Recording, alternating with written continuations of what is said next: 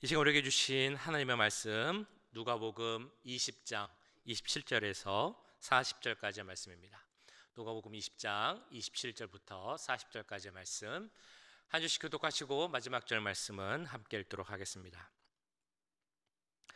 부활이 없다고 주장하는 사두개인 중 어떤 이들이 와서 물어 이르되 선생님이여 모세가 우리에게 써주기를 만일 어떤 사람의 형이 아내를 두고 자식이 없이 죽으면 그 동생이 그 아내를 취하여 형을 위하여 상속자를 세울지니라 하였나이다. 그런데 7형제가 있었는데 마디가 아내를 취하였다가 자식이 없이 죽고 그 둘째와 셋째가 그를 취하고 일곱이 다 그와 같이 자식이 없이 죽고 그 후에 여자도 죽었나이다. 일곱이 다 그를 아내로 취하였으니 부활 때에 그 중에 누구의 아내가 되리이까? 예수께서 이르시되 이 세상의 자녀들은 장가도 가고 시집도 가되 저 세상과 및 죽은 자 가운데서 부활함을 얻기에 합당히 여김을 받은 자들은 장가가고 시집가는 일이 없으며 그들은 다시 죽을 수도 없나니 이는 천사와 동등이요 부활의 자녀로서 하나님의 자녀임이라. 죽은 자가 살아난다는 것은 모세도 가시나무 떨기에 관한 글에서 주를 아브라함의 하나님이요 이삭의 하나님이요 야곱의 하나님이라 칭하였으니 하나님은 죽은 자의 하나님이 아니요 살아있는 자의 하나님이시라. 하나님에게는 모든 사람이 살았느니라 하시니 서기관 중 어떤 이들이 말하되 선생님 잘 말씀하셨나이다 하니 그들은 아무것도 감히 더 물을 수 없음이더라. 아멘. 네, 어제 우리 김기순 집사님 웰 에이징 시상식이라는 곳을 다녀왔습니다. 웰 에이징 시상의 후보가 모두 7분이었다고 합니다. 근데 그 중에서 우리 집사님께서 선정이 되셔서 수상을 하셨는데 어떤 기준으로 수상자를 뽑았는지를 제가 살펴봤더니 그 가족들, 이웃과의 관계가 좋아야 하고 그리고 기부 활동에 적극적이어야 하고 그리고 자기 전문 분야는 물론이고 봉사 활동에 있어서도 귀감이 되고 존경받을 만한 사람이어야 한다라는 기준이 있음을 보게 되었습니다. 근데 제가 그 이제 순서 중에 그 집사님께서 어떤 일을 하셨나 하는 소개를 하는 영상이 있었는데 그래서 쭉 보니까 집사님께서 정말로 귀감이 되고 존경받을 만한 그런 분이구나, 그런 일을 많이 하셨구나 이런 것을 보게 되었습니다. 근데 그 시상식장 가서 보니까 많이 보이는 단어가 있었습니다. 웰빙, 웰에이징, 웰다잉 이런 말들이 있었습니다. 아마도 그 단어들은 우리가 이제 알고 있는 것처럼 이 세상을 어떻게 살아가야 하는가, 어떻게 사는 것이 잘 사는 것인가, 이 질문에 대한 답으로서 제시될 수 있는 그런 단어일 것이다 라고 생각이 됩니다. 우리는 모두가 고민을 합니다. 우리가 매일 살아가는 이 세상, 어떻게 사는 것이 더 가치 있고 훌륭한 삶인지, 더 잘 사는 것인지 이것을 우리가 고민을 하게 되죠. 그래서 그에 대한 여러 가지 해답이 제안이 여러 단어로 제시되곤 합니다. 조금 전에 말씀드렸던 웰빙이라는 단어도 그런 의미에서 쓰이는 하나의 단어죠. 그리고 얼마 전에 많이 쓰였던 단어가 있습니다. 욜로라는 단어 많이 들어보셨을 거라고 생각이 되는데요. YOLO 영어로 하면 You only live once. 인생은 한 번뿐이다 라는 그런 의미입니다. 그러니까 인생은 한 번이니까 미래, 나중이나 다른 사람들 위해서 희생하지 말고 지금 현실의 삶을 즐겨라, 이런 의미의 단어였습니다. 그리고 또 다른 단어가 있습니다. fire라는 단어, F-I-R-E라는 단어 들어보셨는지 모르겠습니다. 영어로 하면 Financial Independence Retire Early라는 단어입니다. 경제적으로 충분히 준비를 해서 빨리 은퇴하자라는 단어죠. 그래서 이런 걸 주장하는 사람들은 여건만 되면 30대에도 은퇴를 해서 우리의 삶을 즐겨보자, 이런 말을 하기도 합니다. 이 모든 단어들이 갖는 의미, 어떻게 사는 것이 잘 사는 것인가, 이것이 중요한 질문이기 때문이죠. 우리 하나님을 믿고 그 말씀대로 살기를 다짐하는 우리들에게도 이 질문은 너무나 중요한 질문입니다. 어떻게 사는 것이 우리 그리스도인으로서 바르고 중요하게 사는 것인가? 우리에게 주어진 삶은 다 똑같습니다. 매일매일 하루의 시간은 똑같습니다. 그런데 우리가 다 똑같은 삶을 사는 것은 아닙니다. 우리가 어떻게 사는 것이 그리스도인으로서 똑같이 주어진 삶을 하나님 보시기에 더 아름답고 충실한 삶으로 살 수 있는가? 이에 대한 답은 우리가 여러 가지로 또 말씀을 통해서 여러 답을 찾을 수 있을 것입니다. 근데 오늘 제가 드리고 싶은 말씀은 우리가 이 삶을 충실하게 살 수 있는 것은 바로 나의 시선과 하나님의 시선을 맞추는 것. 이것이 우리의 삶을 하나님 보시기에 아름답게 살 수 있는 것이다 라고 이야기할 수 있을 것입니다. 더 정확히 말하자면 하나님의 시선에 나의 시선을 맞추는 것, 이것이 너무나 중요합니다. 왜냐하면 하나님의 시선에 내 시선을 맞추는 것이 중요한 이유는 우리가 때로는 내 시선으로 바라보면서 그것이 하나님의 뜻이다 라고 말할 때가 있기 때문이죠. 그것은 우리의 신앙을 잘못된 모습으로, 변질된 신앙으로 바꿀 수 있기 때문에 이것은 우리가 매우 조심해야 하는 모습입니다. 그리고 이러한 모습이 오늘 보신 성경 말씀, 본문에 나오는 그 인물들에게서 찾아볼 수 있는 그런 내용입니다. 오늘 말씀을 보시면 사두개인들이 나오죠. 이 사두개인들이 바로 그런 모습들을 갖고 있었습니다. 오늘 읽으신 말씀은 예수님께서 십자가에 못 박히시는 그 주간 화요일에 있었던 일입니다. 그날 예수님께서는 성전에서 사람들에게 가르치셨죠.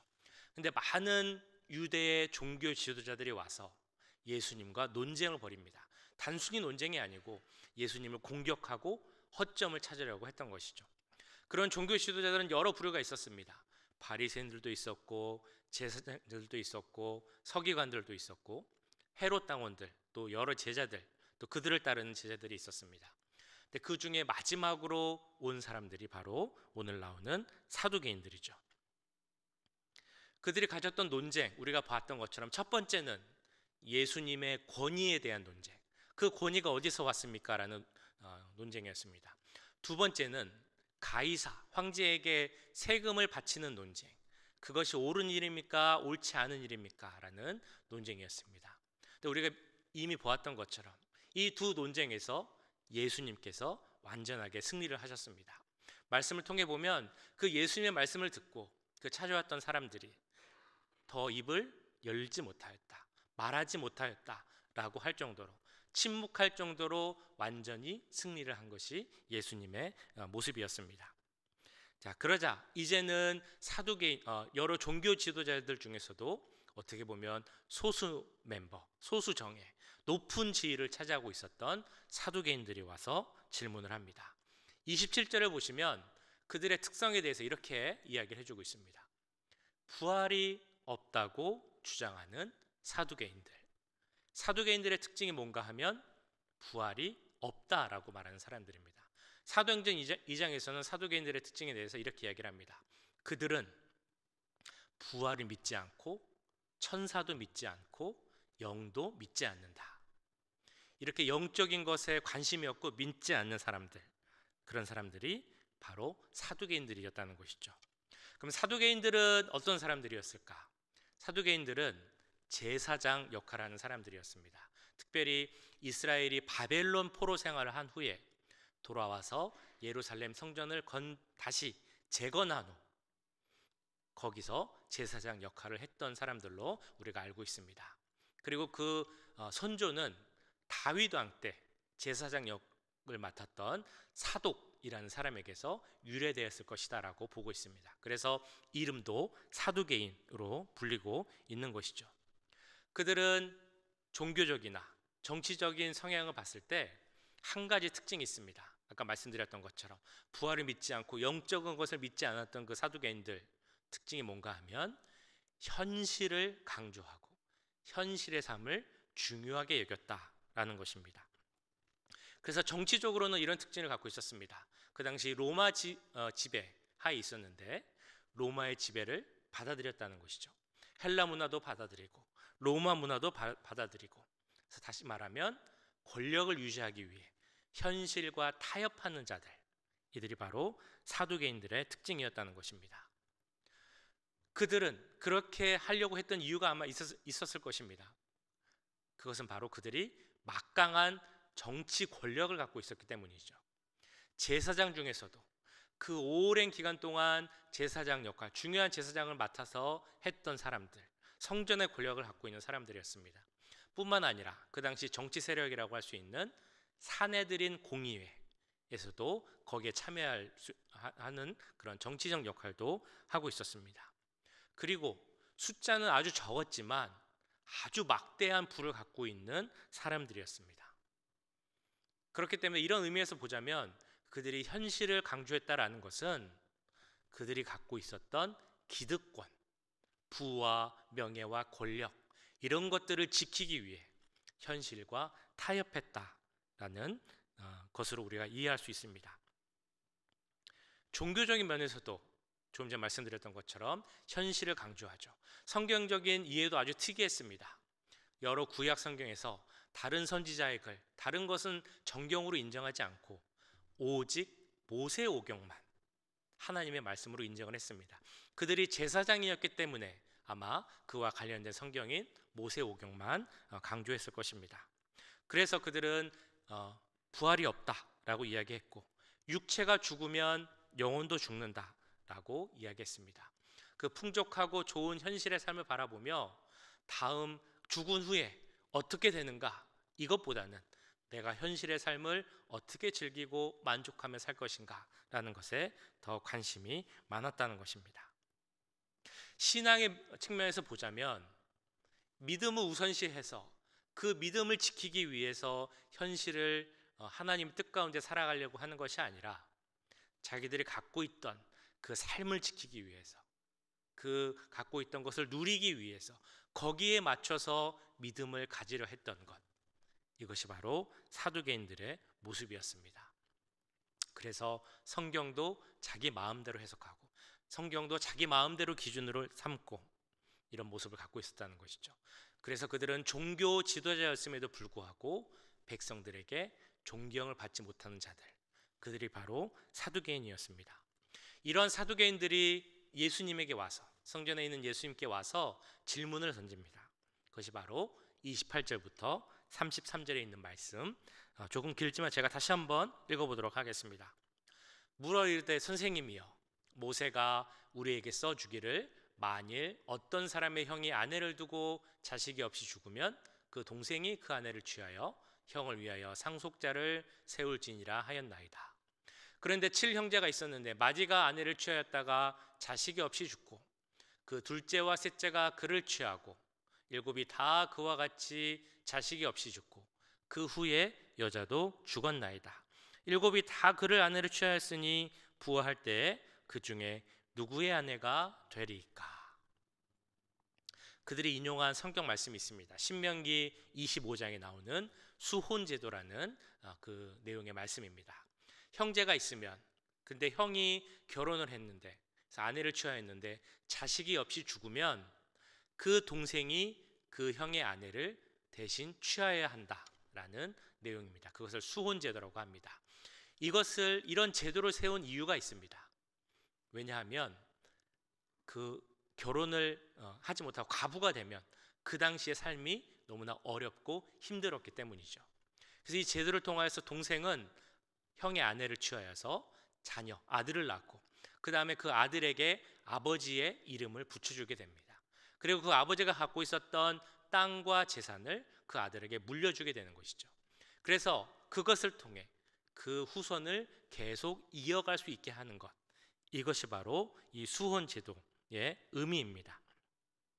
예수님 시대, 그 당시에도 이 제도가 계속 지켜졌는가에 대한 질문이 물론 있습니다만 중요한 것은 사두개인들이 이 제도를 통하여서 예수님을 공경에 빠뜨리기 위한 아주 고약하고 곤란한 질문을 만들어 왔다는 것이죠.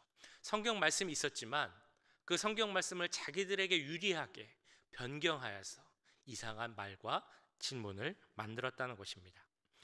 자, 그런데 이에 대해서 예수님께서는 뭐라고 대답하셨을까?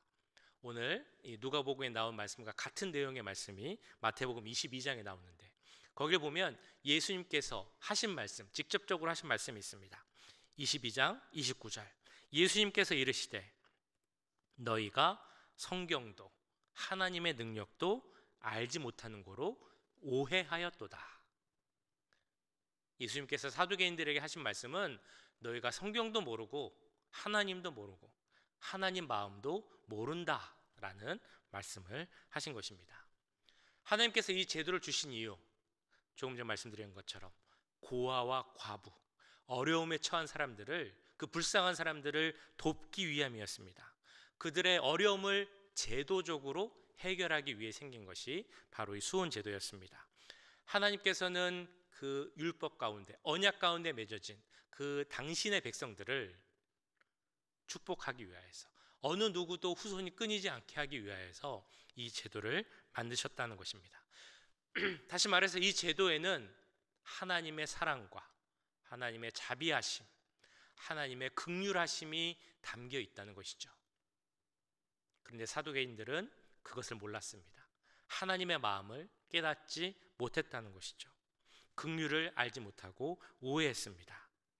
다시 말해서 하나님의 말씀을 영적인 것으로 해석하는 것이 아니라 자신들이 갖고 있는 세상적 지식으로 해석하고 오해했던 그런 모습이었습니다. 그런 잘못을 갖고 있었습니다. 그렇기 때문에 예수님은 그들에게 너희들이 하나님의 말씀도 하나님의 능력도 알지 못한다라고 이야기를 했던 것입니다. 아마 그들은 그 말씀에, 예수님의 말씀에 큰 충격을 받았을 것입니다. 왜냐하면 자기들은 제사장이고 모세오경에 대해서는 정통한 사람들이다라고 생각했기 때문입니다.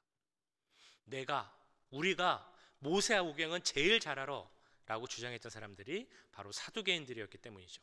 그런 그들에게 너희들은 하나님의 말씀을 알지 못하고 오해하고 있다라고 했으니 아마 충격을 받을 만도 했을 것입니다. 그러나 그 말씀을 통해 예수님은 그들이 실제 그 모습을 깨닫기를 원하셨을 것입니다. 예수님께서 사두개인들에게 주셨던 이 말씀이 혹 이 아침에 우리에게 주시는 말씀은 아닌가 한번 같이 생각해 보기 원합니다. 너희들은 하나님도, 하나님의 마음도, 하나님의 능력도, 하나님의 그 모습도 알지 못하는구나. 만약에 우리가 내 기준으로 하나님의 뜻을 맞추려 하고 내 뜻을 정당화하기 위해서 하나님의 말씀을 혹은 하나님의 뜻을 이용한다면, 그럴 때 우리에게 주시는 하나님의 말씀이 바로 이것이 될 수 있다는 것입니다. 아마 많은 분들이 신앙생활을 오래 하셨을 것입니다. 나는 성경을 그래도 웬만큼 알아 라고 생각하실 수도 있을 것입니다. 하지만 하나님의 말씀은 정말 우리가 겸손히 그 앞에 서서 그 뜻을 알기를 노력해야 하는 것입니다.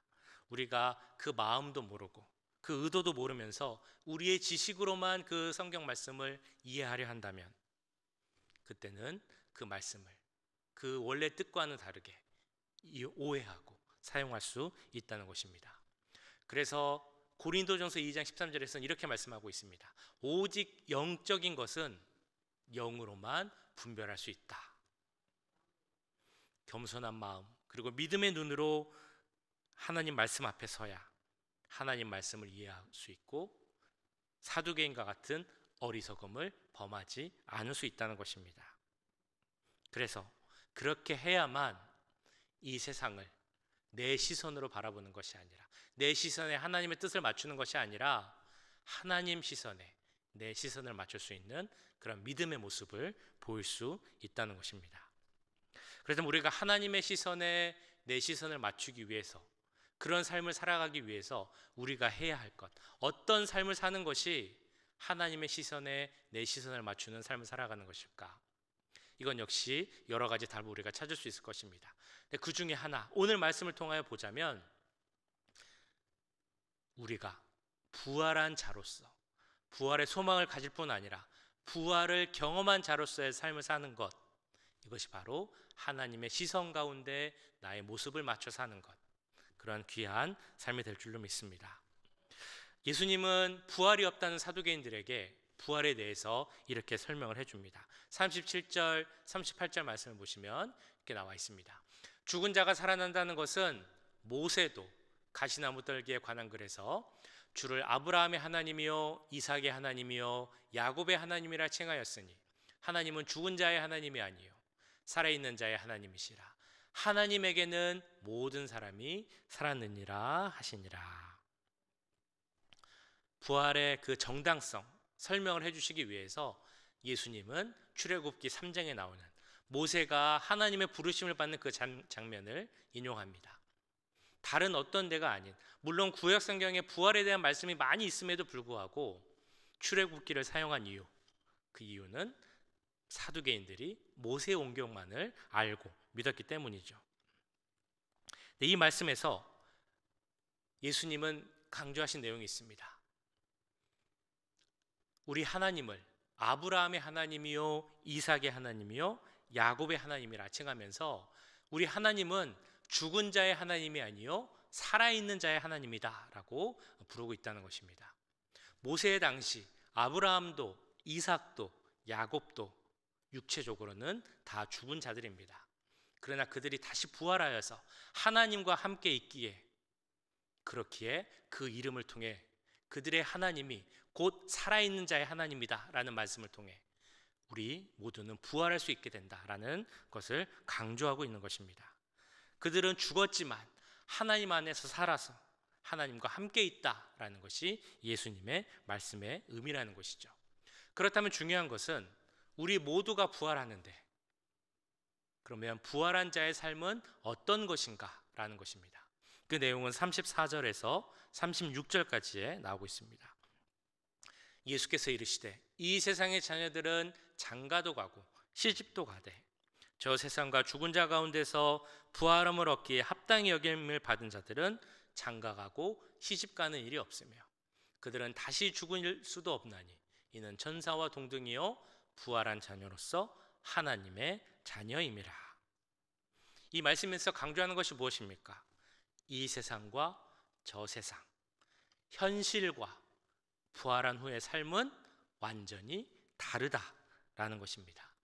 이 세상에서는 장가도 가고 시집도 가고 먹고 사는 것이 중요한 그런 현실이지만 저 세상에서는, 천국에서는, 부활 후의 삶에서는 그런 것이 전혀 문제가 되지 않는다라는 것입니다. 부활한 후의 삶은 완전히 다릅니다. 이 세상에서의 삶은 우리가 죄로 인하여서 죽을 수밖에 없는 그런 삶이라면, 믿음으로 인해서 우리가 영생을 얻고 부활한 삶은 영원한 생명을 얻고 그 축복을 누리는 삶이 바로 그 부활한 후의 삶입니다. 이 세상에는 아픔도 있고 고통도 있지만 저 세상에서는 모든 사망과 질병으로부터 자유한 그런 귀한 삶이 부활한 후의 삶입니다. 부활한 자들의 상태는 이 세상에 살고 있는 자들의 삶과는 완전히 다르다, 본질적으로 다르다라고 이야기하고 있습니다. 그런데 중요한 것이 있습니다. 부활은 죽음 후에 일어나는 것이지만 우리들, 예수님을 믿은 자들, 예수님의 부활하심을 믿은 자들은 지금 이 땅에서도 부활한 자들의 삶을 살 수 있다라는 것입니다. 주님 안에서 다시 태어난 자들, 주님 우리 구주로 모시고 메시아로 모신 자들의 삶은 부활의 소망에 거할 뿐 아니라 그 부활한 자의 삶을 지금 이 땅 현실에서 살 수 있다는 것이죠.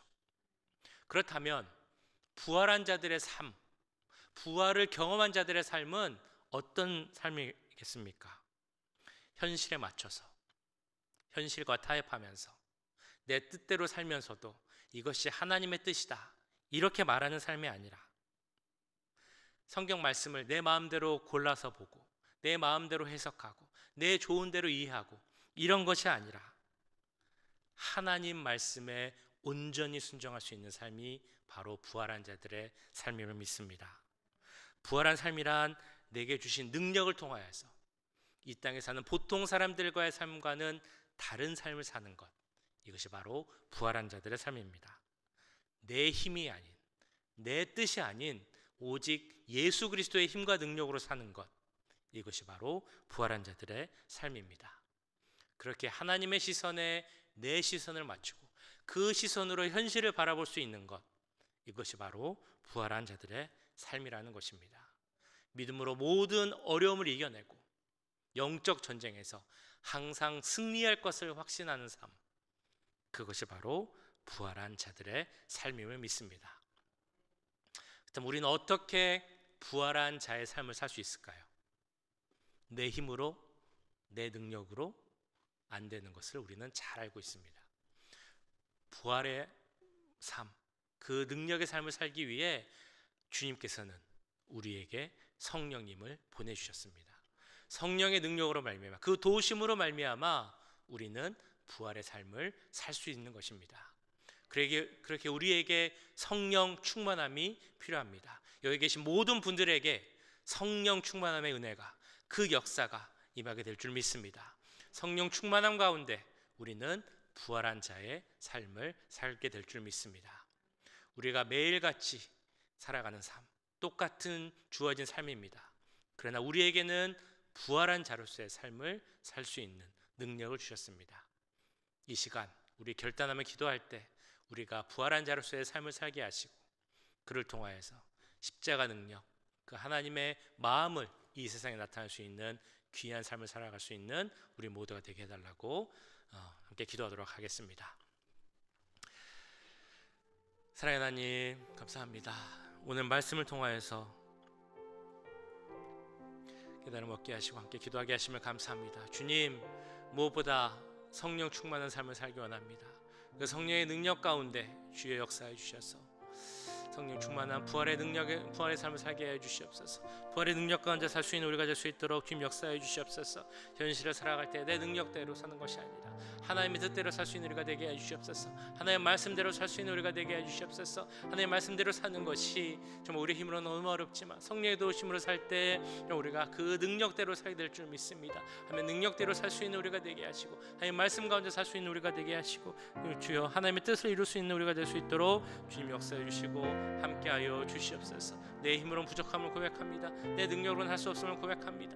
주님께서 도움이 있습니다. 하나님의 분명히 있습니다. 십자가 능력 가운데 서게 하시고 주여 십자가 능력 성령의 충만 가운데 서게 해주시옵소서. 이 자리에 함께한 모든 분들 가운데 하나님의 자녀들 가운데 성령 충만함의 은혜가 내려지기 원합니다. 성령의 은혜가 내려지기 원합니다. 성령의 역사가 내려지기 원합니다. 함께해 주셔서 성령 충만한 가운데 서게 하시고 부활한 자를 함께 해주시옵소서. 무엇보다 하나님의 관점으로 시선으로 세상을 바라보게 합니다. 우리가 정말 우리에게 좋아진 같은 삶, 같은 환경, 같은 시간이지만 어떻게 살아가는지는 너무나 중요한 일을 알고 있습니다. 주여, 이 세상에서는 여러 가지를 통하여서 정말 잘 사는 것에 대해서 이야기를 하지만 우리들이 잘 사는 거 하나님의 뜻에 맞추고 하나님의 뜻을 이 땅에 일어나는 줄 믿습니다. 하나님의 나라를 이 땅에 나아가는 줄 믿습니다. 주여, 그 뜻대로 살 수 있는 우리가 되게 하시고 하나님 뜻으로 갈 수 있는 우리 모두가 될 수 있도록 주님 역사해 주시고 함께하여 주시옵소서. 주님 붙잡아 주시옵소서. 주님 뜻을 수 있도록 주님 역사해 주시고 함께하여 주시옵소서. 이렇게 계속적으로 기도할 때 우리나라와 또한 세계를 위하여서 기도하기 원합니다. 먼저 한국을 위해서 기도하실 때 대통령 선거가 끝나고 모든 것이 하나님 뜻 가운데서 잘 이루어지게 하시고 사회적으로 갈등이나 반목 이런 것들이 다 없어지고 하나가 되어서 정말 다음 단계로 도약할 수 있는 귀한 한국이 될 수 있게 해달라고 함께 기도하겠습니다. 이 나라 미국을 위해서 또한 기도합니다. 미국에도 하나님께서 함께 해주셔서 하나님께서 세우시고 은혜 주신 나라로서 정말 믿음 가운데 설 수 있는 나라가 되게 하시고 정말 하나님을 두려워하는 위정자와 또한 백성들 이 나라가 될 수 있게 해달라고 하나님의 은혜와 축복이 넘치는 미국이 되게 해달라고 함께 기도하겠습니다. 특별히 세계 평화를 위해서 기도할 때 우크라이나 전쟁이 하루빨리 끝나게 하시고 많이 상처받고 힘든 사람들 그 모든 것이 하나님의 은혜 가운데서 빨리 회복될 수 있게 해달라고 이 시간 한국과 미국과 또 우크라이나와 세계를 위하여서 한 번 더 기도하도록 하겠습니다. 사랑해 주님, 우리 나라를 위해서 기도합니다. 주님 사랑하신 한국 정말 우리 기도합니다. 한국 가운데 함께해 주시옵소서. 동성애 나고 여러 가지 상황에 있습니다. 주여, 하나님의 능력이 필요합니다. 하나님의 도우심이 필요합니다. 그 가운데 함께 하셔서 정말 하나님 질서를 잡아주시고 안정을 주시옵소서. 평안을 허락하여 주시옵소서. 세대 간에 정말 갈등이 걱정되고 정말 세력 간의 갈등이 걱정되고 반목과 또 질투와 여러 가지 싸움이 걱정이 됩니다. 주님께서 함께 해주셔서 주여 자기의 이익이나 욕심을 내는 것이 아니라 나를 위해서 하게 하시고 서로 사랑하게 하시고 그를 통하여서 하나의 정말 귀한 나라가 될 수 있게 하셔서 정말 그 나라가 정말 담대하게 하게 해주시옵소서. 하나님께서 귀하게 사용되는 나라가 되게 해주시옵소서. 믿음 가운데 굳건히 설 수 있는 나라가 될 수 있도록 주님 역사해 주시고 함께하여 주시옵소서. 또 이 나라의 미국을 위해서 기도합니다. 주님 미국 가운데도 함께해 주시고 미국 가운데 주여 하나님의 질서 역사가 임하게 하여 주시옵소서. 하나님이 세우신 나라에도 정말 믿음 가운데 서지 못하는 모습들이 있습니다. 그러나 주님 이 나라의 미국 가운데 함께하셔서 하나님께서 주신 평화와 질서가 살아나게 하시옵소서. 믿음 가운데 서게 하여 주시옵소서. 모든 이들이 하나님을 두려워하게 하시고 경외하시고 믿음을 서서 역사해 주시옵소서. 세계 평화를 위해서 또한 기도합니다. 특별히 우크라이나를 가운데 싸우니 전쟁이 끝나게 하시고 주여 많은 상처를 받고 힘든 분들 고통 가운데 있는 자들 슬픈 가운데 있는 자들 위로하여 주시고 하나님 주시는 평화가 그 지역에 그 땅에 임할 수 있도록 주님 역사해 주시고 함께하여 주시옵소서. 주님 믿습니다. 주시옵소서. 여기서 기도하실 때 우리 교회와 또 모든 목회자 또한 교회 일꾼들을 위해서 함께 기도하도록 하겠습니다. 하나님 세우신 우리 오렌지 가나안 장로교회 가운데 함께 해주시고 하나님 능력이 넘치는 교회가 되게 하시고 하나님 시선과 운을 맞출 수 있는 교회 하나님의 뜻을 온전히 이룰 수 있는 교회가 되게 해달라고 함께 기도하겠습니다. 우리 목회자들을 위해서 기도하실 때 특별히 지금 텍사스 출장 중에 있으신 우리 김민철 목사님 모든 일정 은혜 가운데 마치고 돌아올 수 있게 해달라고 기도해 주시고 또 모든 목회자들 성령 충만할 수 있도록 모든 장로님 안수 집사님 권사님 또 교회 모든 일꾼들이 하나님 주신 능력 가운데서 일할 수 있게 해달라고 하나님의 건강한 우리 교회가 되게 해달라고 우리 이 시간 우리 교회 모든 주의 자녀들을 위해서 함께 기도하도록 하겠습니다. 사랑의 주님 우리 귀한 교회를 위해서 기도합니다. 오렌지 가나안 장로교회를 위해서 기도합니다. 주여 교회 가운데 함께 해주셔서 하나님께서 사용하신 귀한 도가 되게 해주시옵소서. 든든한 교회가 되게 해주시옵소서. 믿음 넘치는 교회가 되게 해주시옵소서. 은혜와 사랑이 넘치는 교회가 되게 해주시옵소서. 하나님의 은혜의 통로로서 사랑의 통로로서 귀하게 사용되는 교회가 되게 하시고 우리 교회를 통해서 이 지역과 모든 땅들이 하나님의 은혜가 넘칠 수 있도록 축복이 넘쳐 나갈 수 있도록 주님 역사해 주시고 함께하여 주시옵소서. 주님 믿습니다. 함께 해주시면 믿습니다. 주께서 특별히 주의 세우신 목회자들에게 함께 해주셔서 주여 능력이 넘치게 하여 주시옵소서. 성령으로 충만케 하여 주시옵소서. 특별히 주님의 목사님에게 함께 해주셔서 오가는 발걸음 지켜주시고 모든 것이 은혜 가운데 수 있도록 주여 역사해 주시고 함께하여 주시옵소서. 하나님 믿습니다. 우리 믿습니다. 주시옵소서. 모든 일꾼들을 위해 기도합니다. 주여 성계사 장로님 안수사님 구사님들을 붙잡아 주시고 하나님에게 말씀에 순종하게 하시고 그들에게 주신 능력으로 말미암아 우리 교회를 함께 합력하여 귀한 교회로 주님의 몸된 교회로 세워갈 수 있도록 주님 역사해 주시고 함께하여 주시옵소서. 주님 믿습니다. 도와주시고 믿습니다. 주님 역사해 주시고 주시옵소서. 주시옵소서. 마지막으로 우리 내일 주일 예배를 위해서 기도합니다.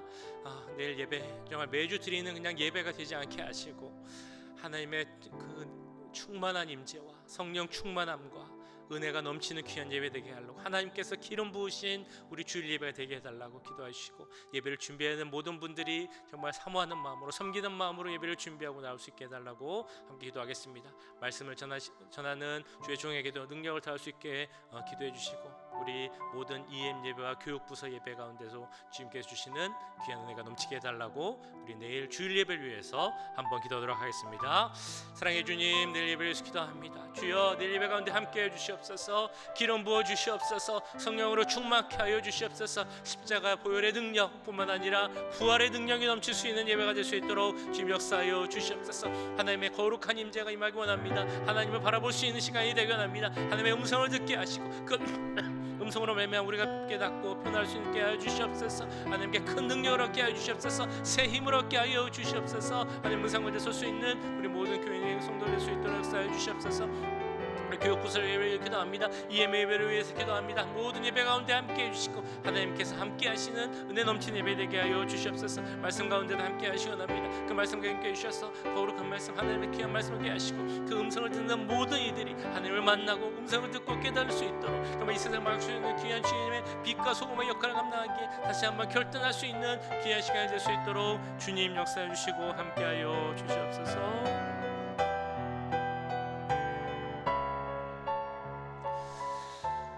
사랑과 은혜가 충만하신 하나님 아버지 오늘 말씀 가운데 주여 기도하게 하심을 감사드립니다.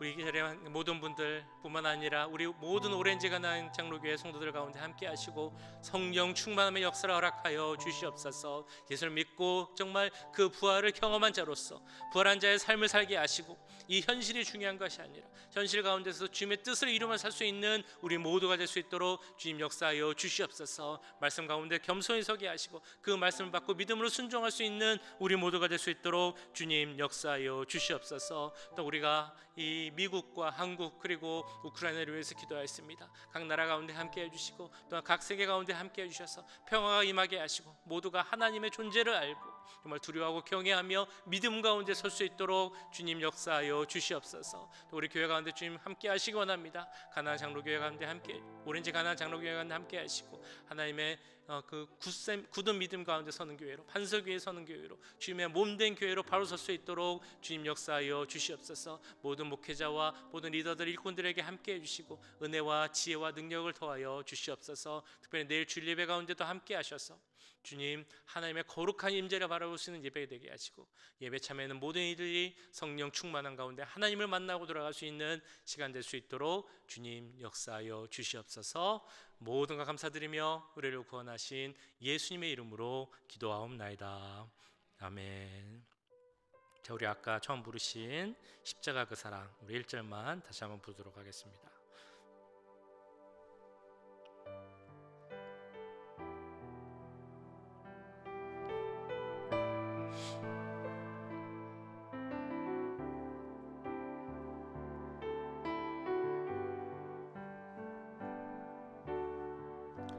십자가 그 사랑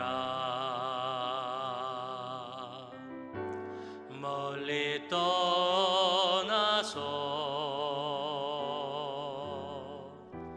무너진 나의 삶 속에 잊혀진 주네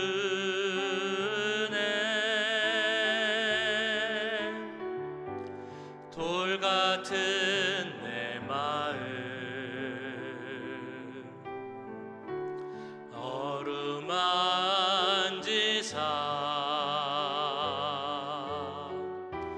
다시 일으켜 세우신 주를 사랑합니다. 주 나를 보아시고 날 붙드시리. 나는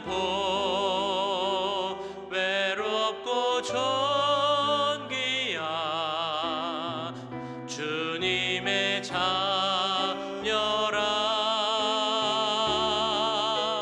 주 나를 보아시고 날 붙드시리. 나는 외롭고 존귀한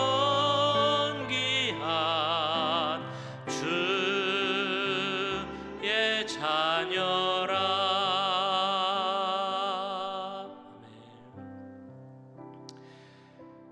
지금은 우리 주 예수 그리스도의 은혜와 하나님 아버지의 무한하신 사랑하심과 성령 하나님의 감화감동 역사 교통하심이 하나님의 자녀로서 부활을 경험한 자로서 성령 충만한 가운데 부활한 자의 삶을 살기 원하는 이 자리에 함께한 모든 주의 자녀들과 또한 온라인으로 예배드리는 모든 분들과 그 가정과 직장 그리고 우리 교회 위에 지금부터 영원까지 함께 하시길 간절히 축원하옵나이다. 아멘.